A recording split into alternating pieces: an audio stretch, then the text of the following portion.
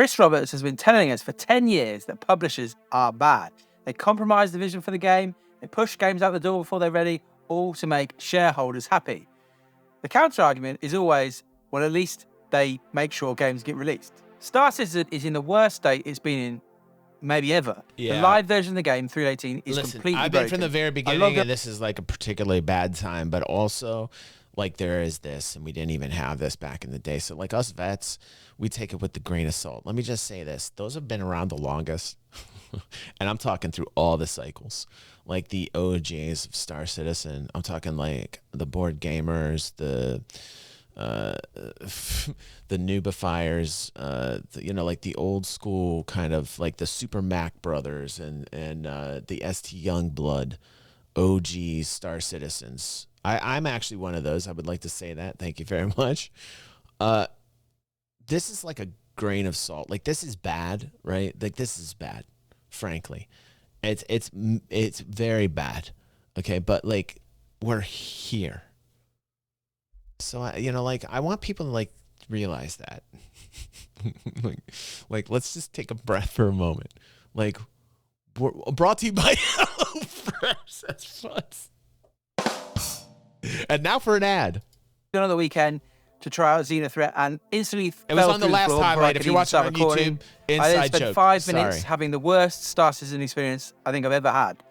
Things responded slowly, terminals trapped me, ships teleported me, weapons just stopped working completely on the server for everybody. Thankfully, I blew up and decided to log off. So I thought, maybe what I'll any try out the sensible new rational Star Wars human game. would do. That was a mistake. Uh-oh. Star Wars Jedi Survivor is a complete mess on PC. I've read and watched reviews. All right. I have this just for you guys. This just in. Let's watch it.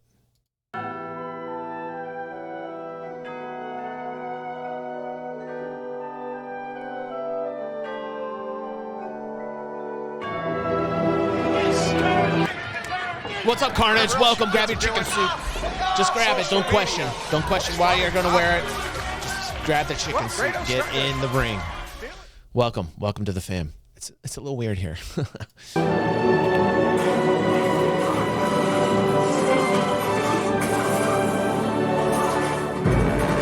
Oh, this is trash. This is hot trash. What is the frame rates? So this is... Wow, this guy's angry. He's yelling into the cam right now. He's yelling. He doesn't understand audio. He doesn't get it. Hold on, let me turn this down a little bit. Save everybody's ears.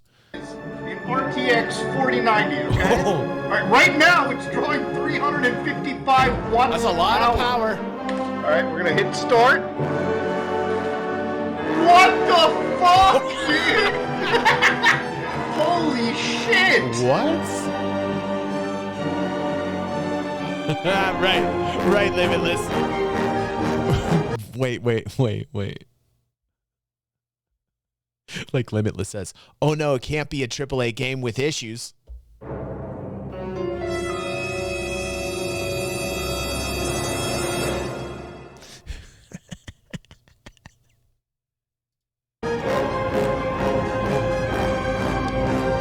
Star Citizen still better.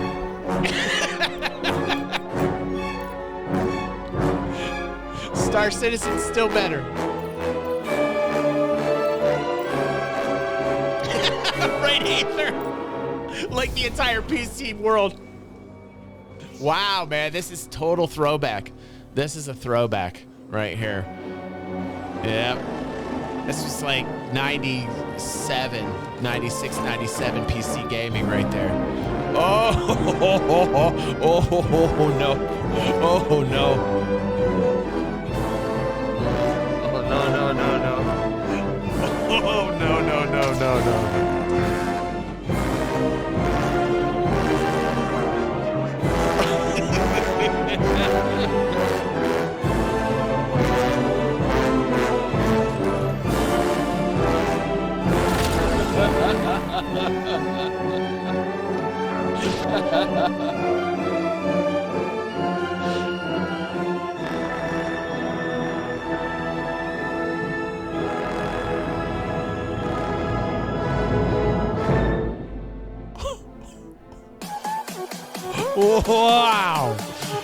Wow. I'm very sorry for people that pick that title up. I always wait. Just always wait. Always on the AAA games, give it some time and get the sale price. You know what I'm saying? You know, right, Pepe? Give it some time. right, dude. Reviews, and I decided to try it out.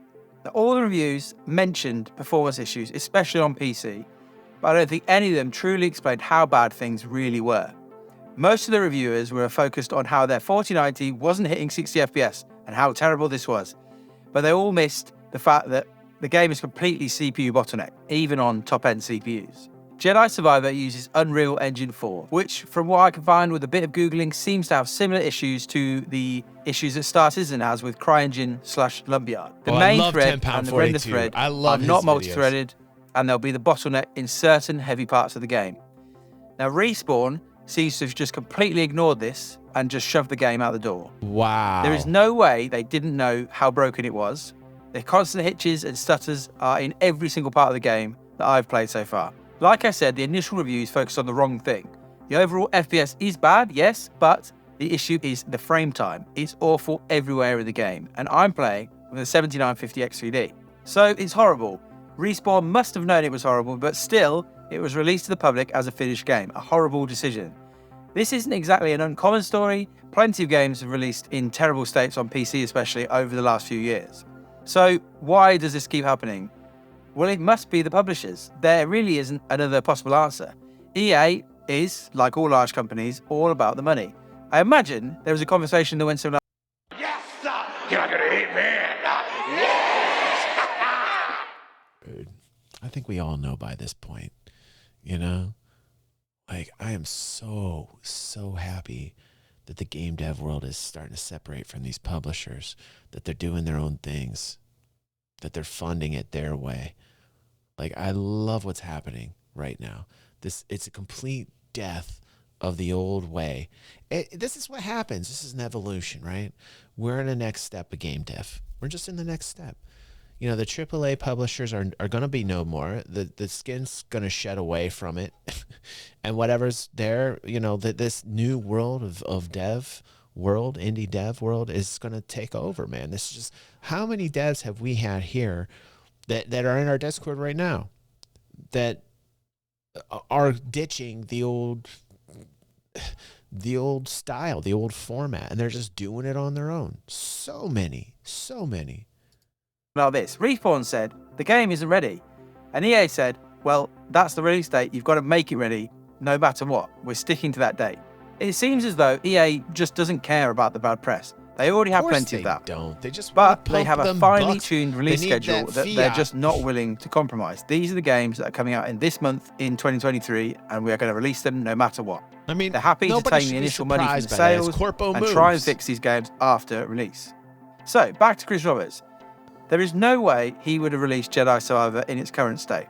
Some might say, well, look at 318. But CIG will just shrug their shoulders and say, it's an alpha, what do you expect?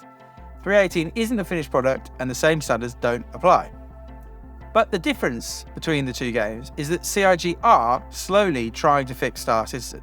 They've spent 10 years completely rewriting what we now call the Star Engine. Some of you older backers might remember playing Arena... Dude, the whole Crytek, man. Oh my God, man.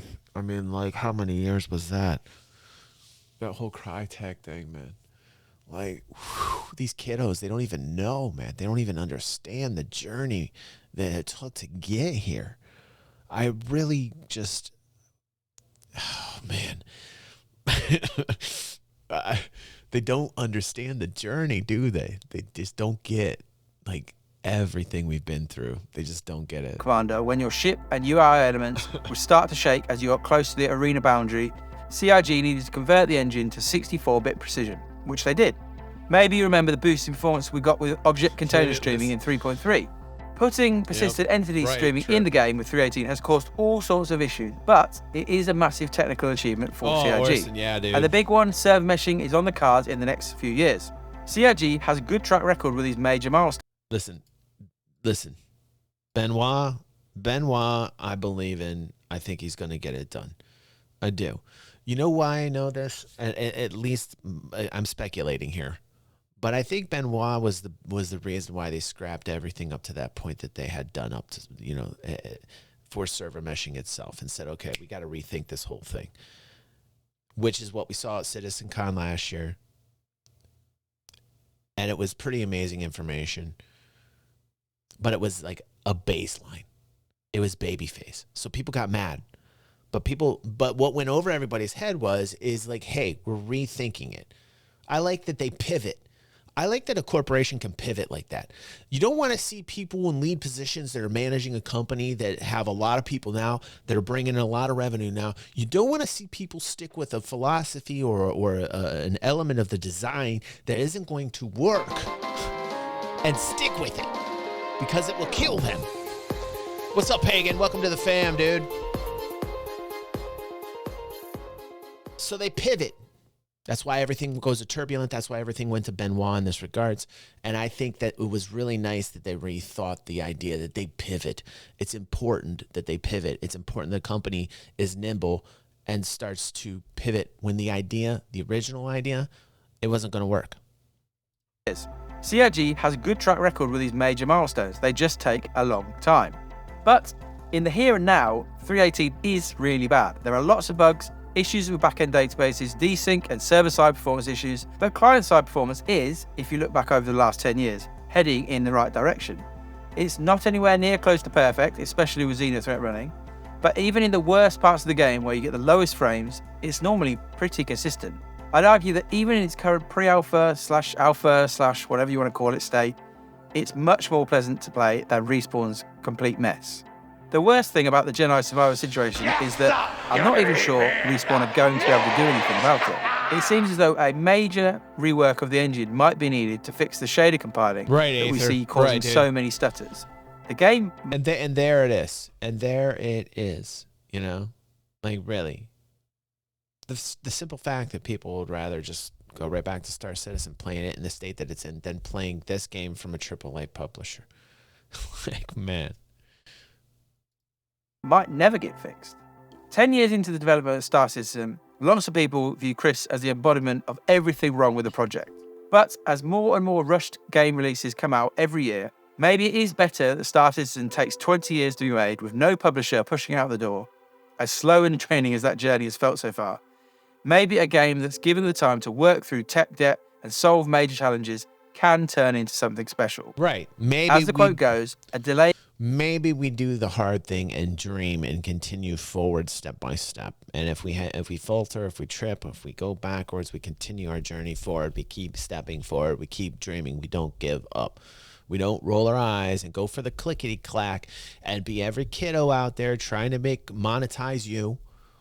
Okay? And you know who they are. So bad. And you keep clicking. God bless your hearts. How about we do the hard thing? How about we stop rolling our eyes and we get down to it, we roll up our sleeves and we do the work and we keep dreaming? Like, how about that? A game is eventually good, a bad game is bad forever. But, unlike Nintendo, CIG does still have to prove they can actually release a game in a good state. The major test is going to be Squadron 42. It better be the most polished game that you've ever seen when it does finally release. Oh yeah. It better not be one pixel out of place. You know what I'm saying? It better not be one pixel out of place. Let's continue this party. Let's continue it.